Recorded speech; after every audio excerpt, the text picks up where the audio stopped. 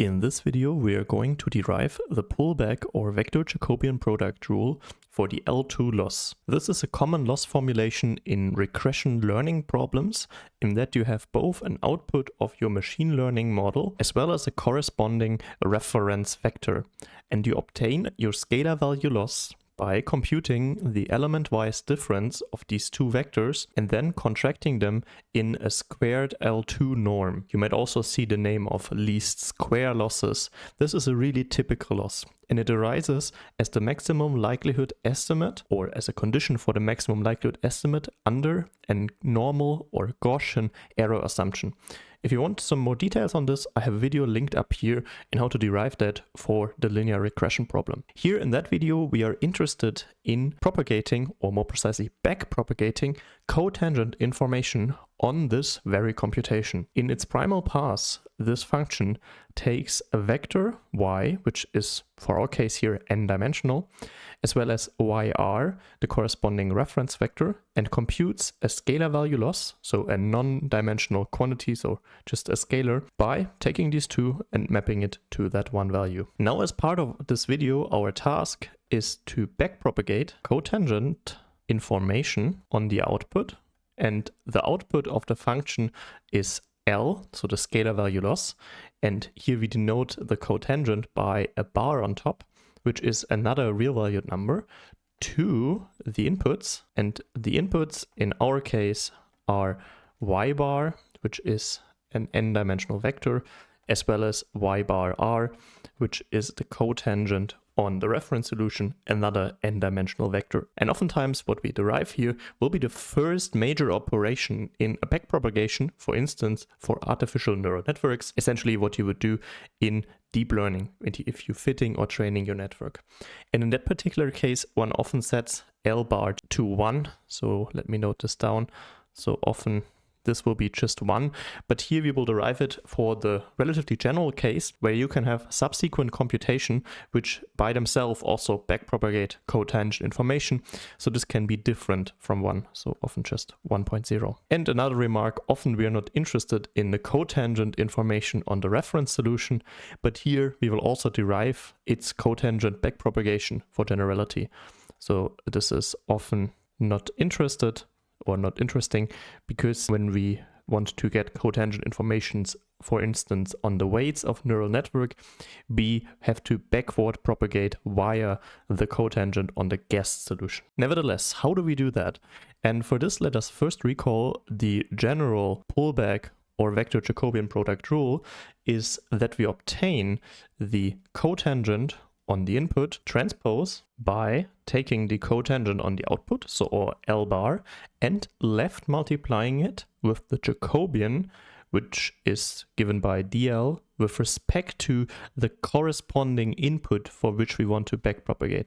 So with respect to y or vector y. And it is similar for the cotangent on the reference solution in that we take the same L bar and left multiply it with a Jacobian, but this time it's a Jacobian with respect to yr. For both, we have to find an expression for this Jacobian in order to then write down an analytical or closed form of the backpropagation.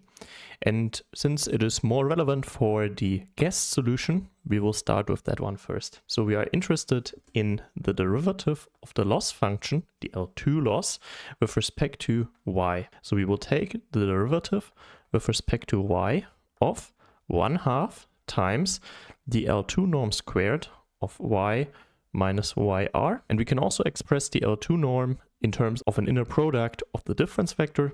So this is essentially the same as the derivative with respect to y of 1/2 and then y minus yr in brackets transpose times y minus yr, and then closing.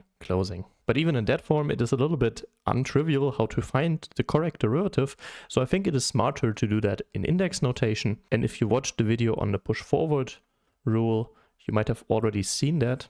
So what we do is we will take the derivative of the loss with respect to yi, so with respect to the ith entry of our particular vector. This then translates into the derivative with respect to yi of the loss, but also computed in index notation. So we also have 1/2 in index notation, but then how do we express this main component, so the squared L2 norm in index notation?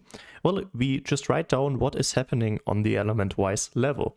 So essentially what we see here, also in the form of the inner product, is that we have a summation, and let's introduce another index, let's say j, which runs from 1 to n of yj minus yj reference in brackets squared. So for each of the entries in the dimensionality that you have, you take it and subtract the reference solution.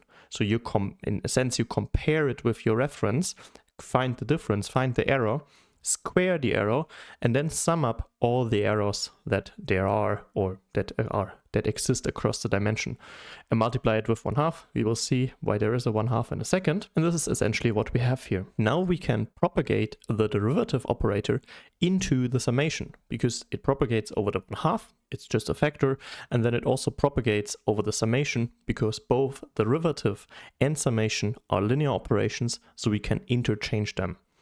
And in that sense, we will get 1/2 times the summation from j is 1 to n, and then of the derivative with respect to yi of yj minus yj reference in brackets squared. Okay, let's apply this derivative. And for this, we have to do the chain rule because we have an outer derivative, since there's a square here, and we have an inner derivative. So let's write down again the not changing parts here, so 1/2 and then summation j is 1 all the way to n, and then an outer derivative which will be 2 times whatever was in there, so yj minus yjr, and then the inner derivative is the derivative of yj with respect to yi, and apologies if the j and the I are a little bit hard to distinguish. But the essence is here that we have to take the derivative of something that has a potentially different index with respect to something that has the different index. Let's say, for instance, if you take the derivative of the second entry of y with respect to the third entry of y. This will obviously be 0 because the second entry does not depend on the third. So of course these are the identical quantities. In that sense, this expression will only be 1 if the indices are identical. And that's also what we can express by the Kronecker delta with the index j and I. So let's write that down and see this is 1/2 times the summation from j is 1 all the way to n of 2 times yj minus yjr multiplied with delta ji. Okay, now we have our Kronecker delta here. What does it do? And it does something really beautiful, I think, because it changes the indices and thereby gets rid of the sum. Because think of it that way. Here we want to take the derivative with one specific I. For instance, assume it is 2. Now this sum is running from 1 all the way to n. So it has 1, 2, 3, 4, and so on. If it is 1, then our Kronecker delta is evaluated at 1, 2, which means it is 0. So this particular summand of the summation does not contribute because it is 0. If it is 2, so if j is 2, then the Kronecker delta would be 1, and then we would have the summand contributing. If it was 3, it wouldn't, and all the way so on. So in other words, there's only one summand which actually contributes, so we can just kill the sum and change all the indices from j to I. So we will have 1/2 times 2, and then this difference, but with the indices I. So probably, hopefully you see the difference. I will make it even more clear here. Okay, so changed indices from j to I, and no sum anymore, and we can also cancel the 2.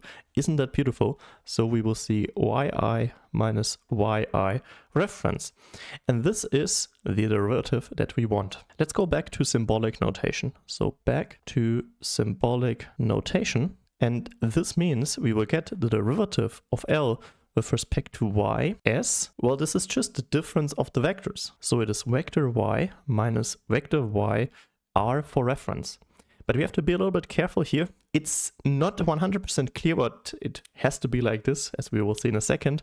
This has to be transposed because we follow here a numerator layout, which means if we take the derivative of something with respect to something, the something in the denominator, we will define the lastmost dimension, and in other terms, the derivative of a scalar with respect to a vector, by our definition, has to be a row vector, and subtracting two column vectors is not a row vector, so we will just do a transpose in order to get a row vector. Okay, so far so good. This is the first Jacobian we have to compute, so this is the dl by vector y. What is dl by vector y reference? And this is not big difference to what we found so far, because if you were to do the exact derivations, you would end up with here taking the derivative of yj reference with respect to yi reference, but crucially minus, because there's a minus in front end. Shouldn't forget about the minus. It's another part of the chain rule here. And if you do exactly that derivative, you would get minus delta ji. So we would do the same index changes, but we would get the subtraction flipped. And as such, the result in symbolic notation, so dl with respect to yr, will be, you can either write it down as yr minus y transpose, or minus, and then in brackets, y minus yr transpose. So if you computed the difference vector between the two vectors here, and then take the transpose, you would get the result for the Jacobian with respect to y reference, but just negating it. Okay, so we found the Jacobian. How do we now backpropagate the cotangent information?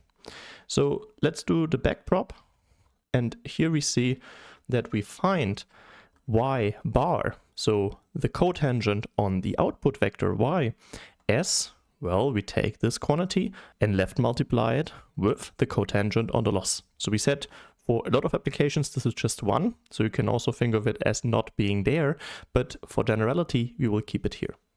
And then multiply it with y minus y reference in brackets transpose. But no, don't forget, the rule for the vector-Jacobian product is that this equals the cotangent on the input transpose. So if we apply transposition on both ends of the equation, we will see that the cotangent on the output is L bar times y minus yr. So the cotangent will obviously be of the same form as the primal. If the primal was a column vector, the cotangent has to be a column vector. And this is seen here. And something similar holds true for the yr. So I will not explicitly do that here, but yr will then be, or y cotangent r, will then be L bar multiplied with yr minus y. So here we have it swapped. Please be careful with the reference. And maybe also as a quick remark, some people define the L2 loss differently so that they do yr minus y. Then of course you would have to adapt it a little bit and see that the cotangent on the guess solution is actually the cotangent of the reference. I think you get where I'm heading here, so be careful how it is defined. For me personally, I like it that way because then I don't get a minus in the derivative for the guess solution, but of course, and that's personal preference. All of it together, we can define the full pullback rule, which is what we wanted to have in the first place. So this is what you implement in your reverse mode AD engine, or in the easiest case, you just do backpropagation. So this is what you would do as part of backpropagation with an L2 loss. So we backpropagate over the loss computation, which we denoted by lowercase l, given primal inputs y and y reference, as well as a cotangent on the output l, which in a lot of cases will just be 1, but here for generality, by first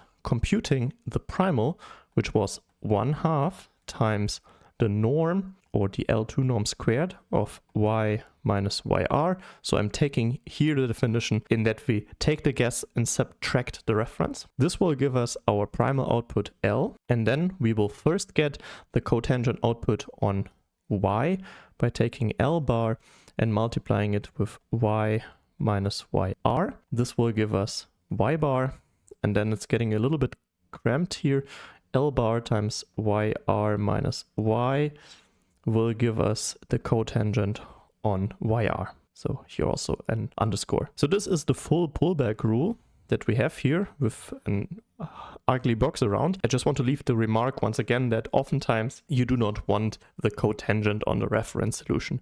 But since we are deriving pullback or vector-Jacobian product rules, our rules have to be super general. So you could do something that might not be a really standard learning problem, and then you would be interested in cotangents on the reference solution. And also a computational consideration, what we see here, so the difference of y minus yr could be defined as the difference vector delta y. And if you computed that once in your primal pass, you could reuse it in the pullback pass as well in the computations we have here. A big thanks to all the patrons of the channel. If you also want to support my vision of free education on these advanced mathematical topics, you will find the link to the Patreon page down in the video description. I hope you enjoyed that video. If you did, then please leave a like and consider subscribing to the channel. If you are now hungry for some implementations of reverse mode automatic differentiation, then also check out some other videos of the channel where we will do that in Julia and Python. This will then allow us to do backpropagation to artificial neural networks, and then we can train them to do some really fancy stuff. I hope you enjoyed it. Here you will now see similar videos, and I hope to see you in one of the next videos.